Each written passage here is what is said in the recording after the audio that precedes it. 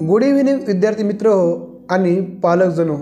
मी आज पालक यांना का विचारतोय किंवा त्यांना गुड इव्हिनिंग यासाठी म्हणतोय की आजचा जो विषय आहे जेवढा विद्यार्थी मित्रांसाठी महत्त्वाचा आहे तेवढाच पालकांसाठी देखील महत्त्वाचा आहे, पॅरेंट्ससाठी देखील महत्त्वाचा आहे. कारण आता दिवाळी संपली आहे आणि आपण सेकंड टर्ममध्ये आहेत आणि परीक्षा आता 2-3 महिन्यावर आलेल्या आहेत.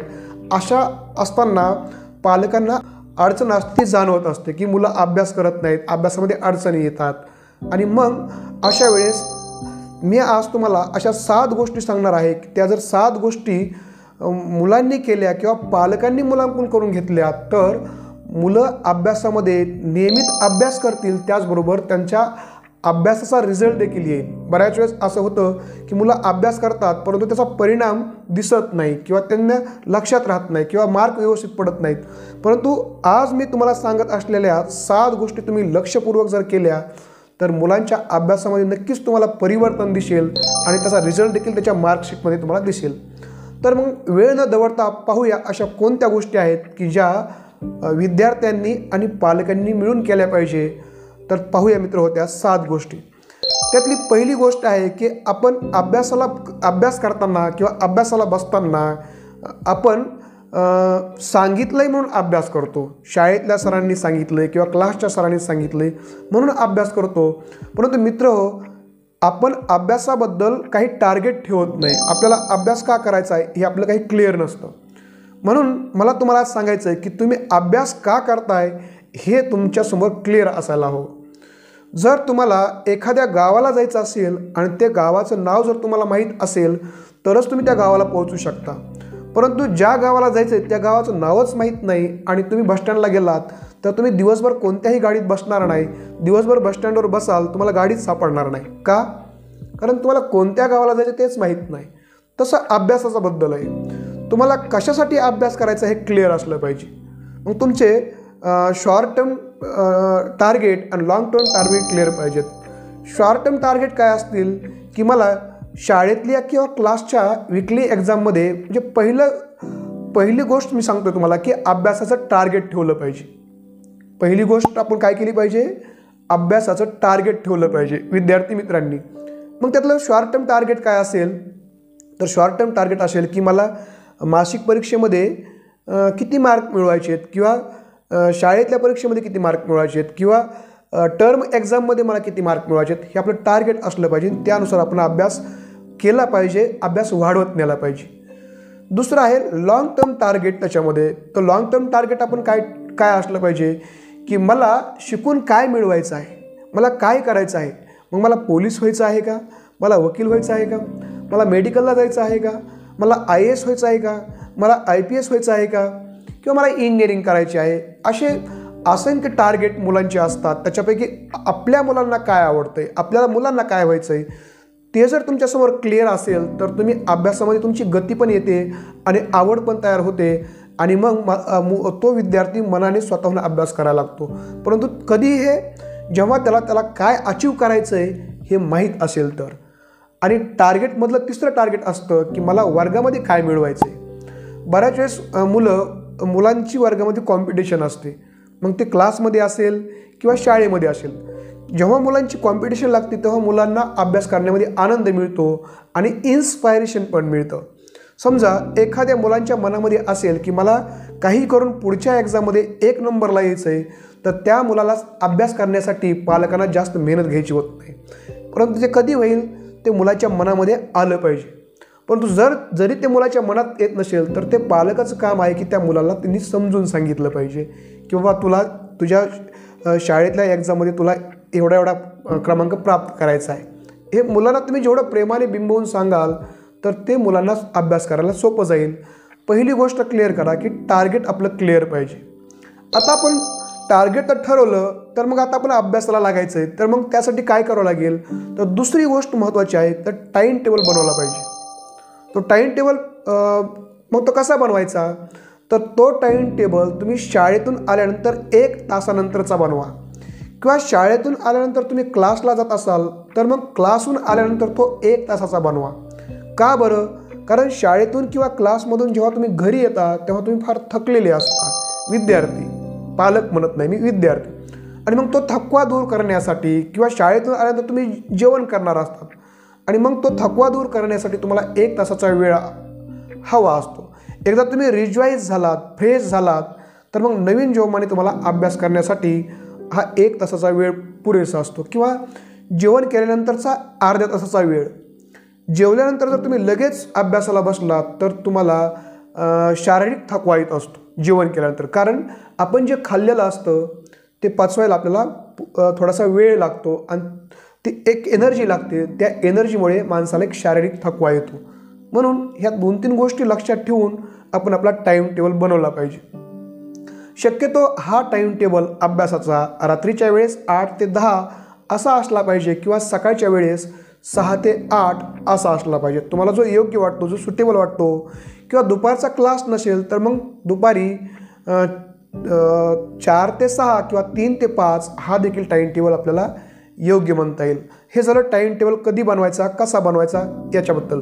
आता टाईम टेबल बनवताना सलग तुम्ही 2 तासाचा जर टाईम टेबल बनवत असाल तर 2 तास तुम्ही एकाच विषयाचा अभ्यास करू नका. पालकांनी पण हे लक्षात ठेवलं पाहिजे की आपला मुलगा सलग 2 तास एकाच विषयाचा अभ्यास करत असेल तर ते शक्य होणार नाही, ते त्याला जमणार नाही, मग त्याला त्या विषयाची आवड राहणार नाही. कोणताही मुलगा एक विषय सलग जास्तीत जास्त अर्धा तास अभ्यास करू शकतो आणि मग एकच विषय सतत अभ्यास करायला तर तुम्ही त्याशिवाय बोर होता. आणि म्हणून अभ्यास करताना विषय बदलत गेले पाहिजे. म्हणजे अर्धा तास हा विषय, नंतर अर्धा तास दुसरा विषय, त्याच्यानंतर पुढच्या अर्धा तास तिसरा विषय, असं जर केलं तर त्या मुलाची अभ्यासाची आवड 2 तास कायम राहते. कारण विषय बदलायला लागलेत. विषय बदलला की माणसाचा मूड पण बदलतो आणि परत विषय बदलला की नवीन जोमाने आपण अभ्यास करायला लागतो. ही गोष्ट लक्षात ठेवली पाहिजे. 2 गोष्टी झाल्या. आपलं टार्गेट फिक्स झालं, दुसरं टाईम टेबल बनला. आता तिसरी गोष्ट आहे, तर मग आता आपल्याला अभ्यास करायला सुरुवात करायची. मग अभ्यास करायचा म्हणजे नेमकं काय करायचं, बऱ्याच वेळेस मुलांना हेच कळत नाही. अनेक वेळा काय होतात, आईवडिलाच्या भीतीने पुस्तक समोर धरतात आणि वाचत बसतात. याला आपण अभ्यास म्हणतो. पण मित्रांनो, हा अभ्यास नाही. तर अभ्यासामध्ये 4 गोष्टी कराव्या लागतात. पहिली गोष्ट की तुम्हाला आज क्लासमध्ये किंवा शाळेमध्ये काय शिकवलं आहे हे तुम्ही एकदा परत रिकॅप करायचं, परत आठवायचं. त्या वेळेमध्ये आपल्याला काय काय शिकवलं ते परत बघायचं. एक गोष्ट.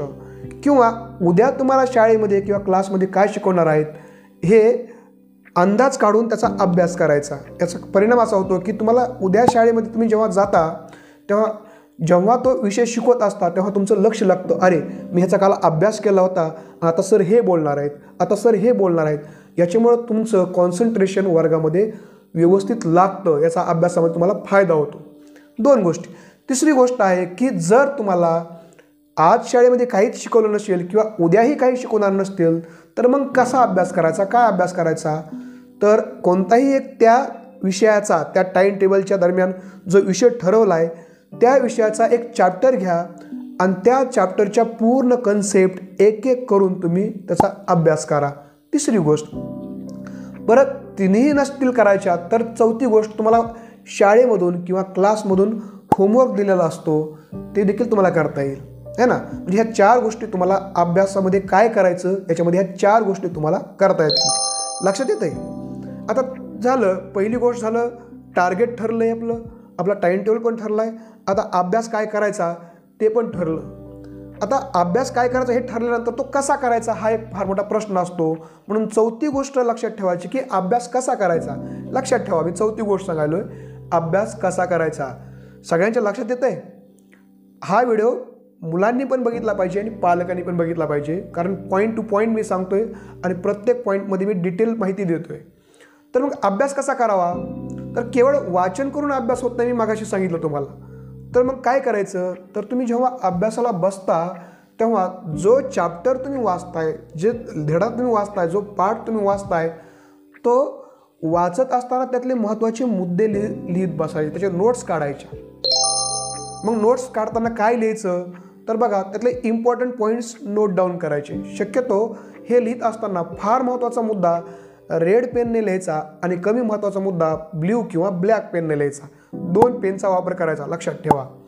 मग काय काय लिहायचं, डेफिनेशन लिहायच्या, इम्पॉर्टंट त्यातले त्या पाठामधले नाव असतील ते नावं लिहायचे, नेम्स लिहायचे, किंवा काही प्रसंग किंवा घटना असतील तर ते प्रसंग किंवा घटना लिहायचे, किंवा वर्ष मेन्शन केलेलं असेल तर वर्ष लिहा, काही सूत्र असतील तर सूत्र लिहा, किंवा न्यू वर्ड्स असतील तर न्यू वर्ड्स नोट डाऊन करा, किंवा तुम्हाला ते वाचत असताना एक नवीन माहिती तुम्हाला माहीत नसलेली ती माहिती मिळाली तर ती पण तुमच्या नोटबुकमध्ये नोट डाऊन करा. याला आपण काय म्हणतो, नोट्स म्हणतो. हे झालं अभ्यास करण्याची पद्धत. आता त्याची पुढची स्टेप काय असते, एकदा तुम्ही नोट्स काढल्या की मग त्या नोट्स परत वाचून काढल्या पाहिजे, लक्षपूर्वक वाचल्या पाहिजे, आणि ते वाचल्यानंतर परत त्या पाठ केल्या पाहिजे, की डोळे झाकून त्यांचं पाठांतर केलं पाहिजे, की मी जेवढं काही लिहिलं आहे तेवढं मला आठवतं आहे की नाही, माझ्या लक्षात आहे की नाही, हे सगळं एकदा पाठ केलं पाहिजे. आणि पाठ केलेलं परत परत आठवलं पाहिजे. आणि हे सगळं झाल्यानंतर पुन्हा काय करायचं, तर पुन्हा घरातल्या आईवडिलांनी किंवा मोठ्या व्यक्तींनी केलेला, या व्यक्तीने केलेला, या मुलाने केलेला अभ्यास, त्याला पाठ झाला आहे का नाही, त्याला प्रश्न विचारले पाहिजे, त्यासोबत संवाद केला पाहिजे, चर्चा केली पाहिजे. ही झाली अभ्यास करण्याची पद्धत. अभ्यास कसा करावा, तर अशा पद्धतीने अभ्यास करावा लागतो. लक्षात येत आहे, मी तुम्हाला 4 गोष्टी सांगितल्या. आता पाहूया 5वी गोष्ट काय आहे. तर अभ्यास करताना सगळ्यात मोठी अडचण येते, आणि 5वी जी गोष्ट आहे त्याच्याबद्दल पालकांनी लक्ष दिलं पाहिजे, की मुलं अभ्यास करताना काय काय टाळलं पाहिजे, काय नाही केलं पाहिजे. तर काय नाही केलं पाहिजे, तर बघा, मुलांनी अभ्यास हा कुठंही करू नये. शक्यतो तो कुठं केला पाहिजे, जो आपण ठरवून दिलेला वेळ आहे त्या वेळेमध्ये तो स्टडी रूममध्येच केला पाहिजे. का स्टडी रूममध्ये केला पाहिजे, तर तिथं तुम्हाला कसल्या प्रकारचं डिस्टर्बन्स नाही होणार, कसल्याही प्रकारचं डिस्ट्रॅक्शन होणार नाही, तुमचं लक्ष विचलित होणार नाही, आणि म्हणून स्टडी रूममध्ये केला पाहिजे. दुसरी गोष्ट म्हणजे घरातल्या व्यक्तींनी आपली जर मुलं त्या वेळेमध्ये अभ्यास करत असतील तर TV मोठ्या आवाजात नाही लावला पाहिजे, कारण मुलांचं डिस्ट्रॅक्शन होऊ शकतं, मुलांना अभ्यासामध्ये अडथळे होतात. किंवा मोबाईलमध्ये दुसऱ्यांनी मोबाईल मुलांच्या समोर नाही बघितला पाहिजे, किंवा मोबाईलचा आवाज मोठा नसला पाहिजे, याची पण आपण खबरदारी घेतली पाहिजे. किंवा घरातील इतर व्यक्तींनी मुलं जिथं अभ्यास करतात तिथं गप्पा नाही मारल्या पाहिजे, गप्पा त्या ठिकाणी ऐकायला लागतात, म्हणून ही पण गोष्ट टाळली पाहिजे.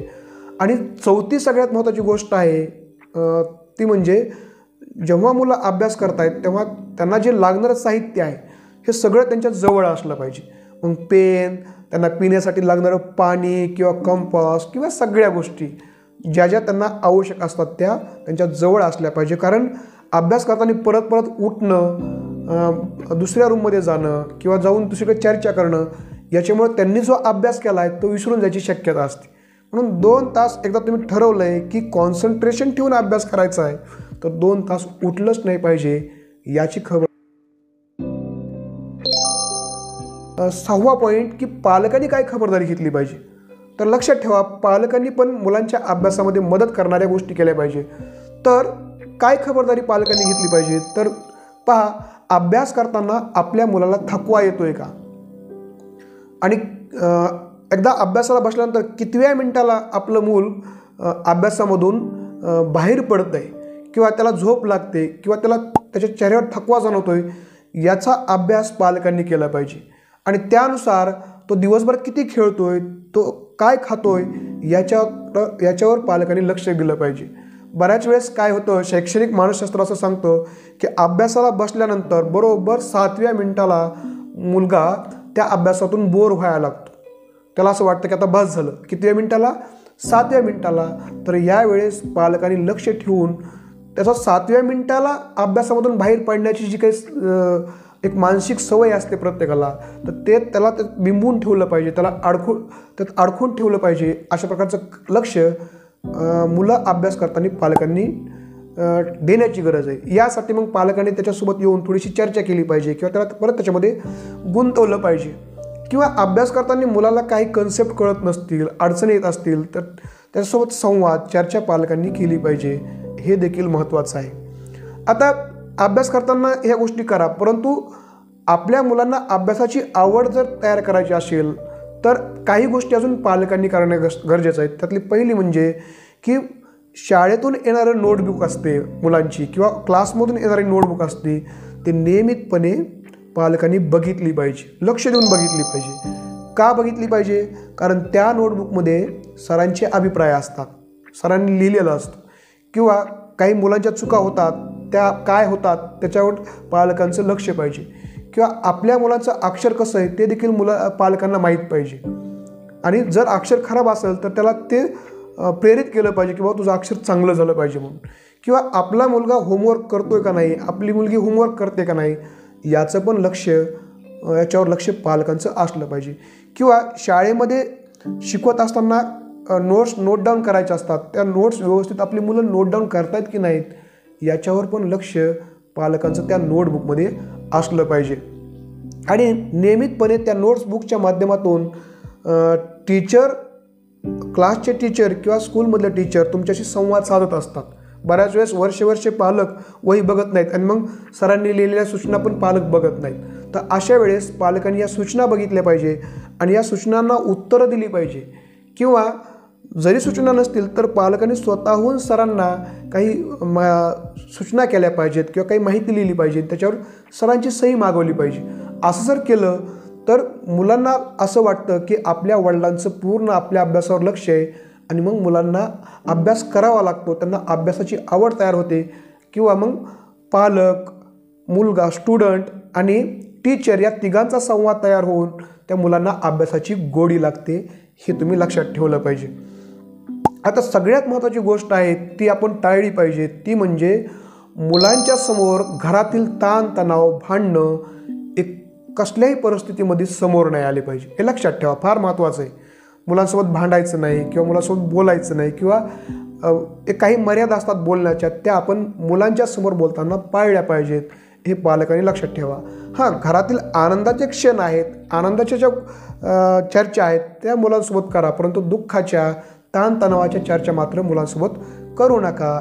एवढी गोष्ट पालकांनी लक्षात ठेवली पाहिजे, कारण याचा परिणाम त्यांच्या अभ्यासावर होतो. मुलं अभ्यासाचं लक्षात ठेवायचं सोडून आपल्या घरातील ह्या ज्या अडचणी आहेत, ताणतणाव आहेत, याचा विचार करायला लागतात आणि मग ते पण डिप्रेशनमध्ये जातात आणि मग त्यांचा अभ्यास होत नाही. याच्यावर सगळ्यांनी लक्ष ठेवलं पाहिजे.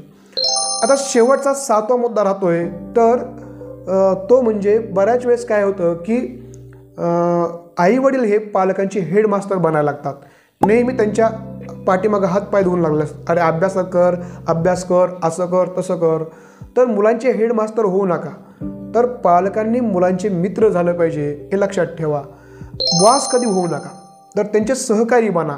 याच्यामुळे काय होईल की तुमच्यामध्ये एक प्रकारची संवादाची भावना तयार होऊन तर तुम्हाला मुलांना तुम्ही जे सांगताय ते आपल्या फायद्यासाठी सांगितलं जातं आहे किंवा आपल्या सगळ्यांचा फायदा आहे अशी भावना मुलामध्ये येऊन मुलगा अभ्यासाला लागायला लागतो. किंवा जसं एक आपल्या घरातील मुलांसोबत त्याची मोठी बहीण किंवा मोठा भाऊ ज्या पद्धतीने वागतात तसं आईवडिलांनी देखील मुलासोबत तसं वागलं पाहिजे. म्हणजे मोठ्या भावासारखं किंवा मोठ्या बहिणीसारखं त्याला त्या पद्धतीने मदत करा, त्या पद्धतीनं संवाद साधा किंवा सांगा, सल्ला द्या, आज्ञा करा. मोठ्या भावासारखं किंवा मोठ्या बहिणीसारखं ते मुलाला फार आवडतं. त्या पद्धतीने मुलगा तुम्ही सांगेल ते कामं करायला लागतो. आणि दुसरी गोष्ट म्हणजे आपला मुलगा शाळेबद्दल काय सांगतोय, क्लासबद्दल काय सांगतोय, मित्राबद्दल काय सांगतोय हे लक्षपूर्वक ऐका आणि त्यासोबत त्या बाबतीमध्ये त्याच्यासोबत गप्पा मारा. हे मुलांना फार आवडतं आणि हे करत असताना त्यांना अभ्यासाचं पण मार्गदर्शन करत राहा. याच्यामुळं काय होईल, मुलांमध्ये तुमच्यामध्ये एक प्रकारचं संवादाचं वातावरण तयार होईल आणि संवादाच्या वातावरण तुम्ही जे जे मुलांना अभ्यास करायला सांगताल ते मुलं अभ्यास करायला लागतील. हे आपण लक्षात ठेवलं पाहिजे. म्हणून मित्र, मी तुम्हाला ह्या 7 गोष्टी सांगितलेल्या आहेत. तर टार्गेट ठेवा, टार्गेट ठेवल्यानंतर टाईम टेबल बनवा, अभ्यास काय करावा, तो कसा करावा, करताना काय टाळलं पाहिजे, पालकांनी काय केलं पाहिजे आणि शेवटी तुम्ही मुलांचे मित्र होऊन त्यांच्याकडून कामं करून घेतली पाहिजेत. ह्या सगळ्या गोष्टी जर आपण व्यवस्थित करू लागलो, या सतत करायला लागलो, त्याच्यामध्ये सातत्य पाहिजे. पुन्हा नाही तर मग आज केलं आणि उद्या नाही केलं असं नाही.